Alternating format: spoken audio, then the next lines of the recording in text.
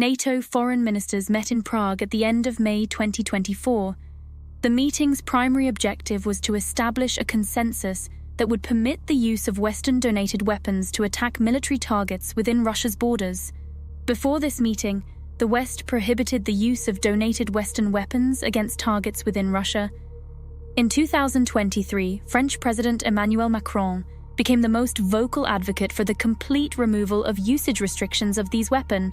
The Ukrainian leadership publicly pushed for the removal of rules around the use of donated weapons as the Russian spring offensive threatened Kharkiv, Ukraine's second-largest city.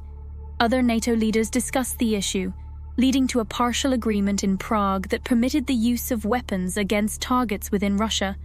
Prior to the meeting, the Russian leadership, aware of this discussion, threatened retaliation over this Western escalation but was not specific on what the retaliation would be. This week, there is some clarity of potential Russian retaliation from this Western escalation. This week, Russia and Belarus started the second phase of a joint nuclear drill. Belarus hosts Russian nuclear weapons, and they practice tactical nuclear weapons deployment alongside Russian troops. This is not the first nuclear weapons exercise or drill that the Russians have conducted since the start of the Ukraine war, during which they have also threatened to use nuclear weapons against both Ukraine and the West over their war policy in Ukraine. The Russian government specifically announced this nuclear drill in response to Western approval for the use of its weapons against Russian territory. Kremlin spokesman Dmitry Peskov made the following statement to a question about the drills. The situation on the European continent is quite tense, which is provoked every day by new decisions and actions of European capitals hostile to Russia, and above all, by Washington. The United States stated that there had been no change in Russia's strategic nuclear posture. Another statement, directly responding to the escalation in Western weapon policy, came from Russian supporters of Russian President Vladimir Putin. The US media reported some of their public statements, suggesting that Russia should respond by deploying missiles in South America, Central America, Cuba, and Mexico.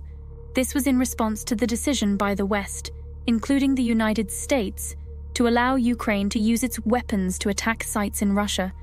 Russian media supporters also mentioned the possibility of sending Russian missiles to North Korea, and they expect President Putin to make a state visit to the country as early as next month. Russian allies frequently make grandiose declarations, hoping to elicit reactions from the West, gauge public sentiment, or erode Western resolve. This week, Russia made another threat, which, while not directly related to the new West Ukraine weapon policy, mirrored the growing tensions between NATO and Russia regarding Ukraine. The Ukrainian Air Force is expected to take its first delivery of US-made F-16 Fighting Falcon fighter aircraft from the Netherlands this summer. The F-16s require well-maintained runways and hangar facilities, and it is also expected that Russia will target Ukrainian airfields that will station the fighters. Both the Ukrainians and NATO nations understand that the Russians will target Ukrainian facilities to either prevent the use of F-16s or destroy them on the ground. Ukraine has stated that they plan to retain some F-16s in NATO countries for safekeeping until their operational needs dictate their transfer to Ukrainian bases.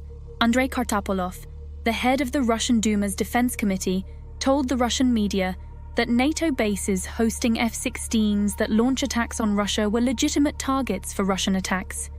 Kartapolov specifically discusses the bases used by F-16s to attack Russia as legitimate targets, thereby tying this threat to the use of Western weapons against Russia. These threats from the Russian government and its allies are nothing new. Russia has been threatening the West on a regular basis. Russia has consistently refrained from implementing its threats against the West, limiting Western war escalations by targeting Ukrainian targets like power grids and apartment high-rises, with the aim of weakening Ukraine's people's commitment to the conflict. The West has become ever bolder to cross previous self-imposed deadlines, and to do so despite Russian threats of escalation. The West has increasingly challenged Russian bluffs and is becoming more assertive.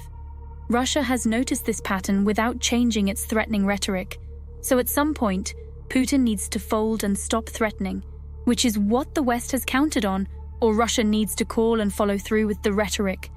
This is not to say that it is just a war of words between the West and Russia over Ukraine.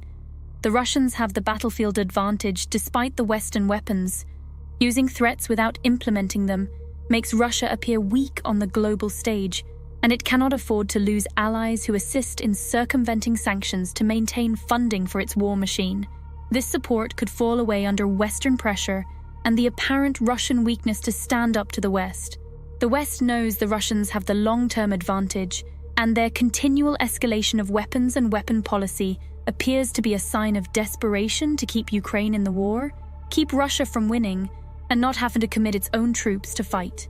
The West must undertake all these measures and devise a strategy to maintain popular support for Ukraine. The longer the war goes on, the harder the status quo will be to maintain.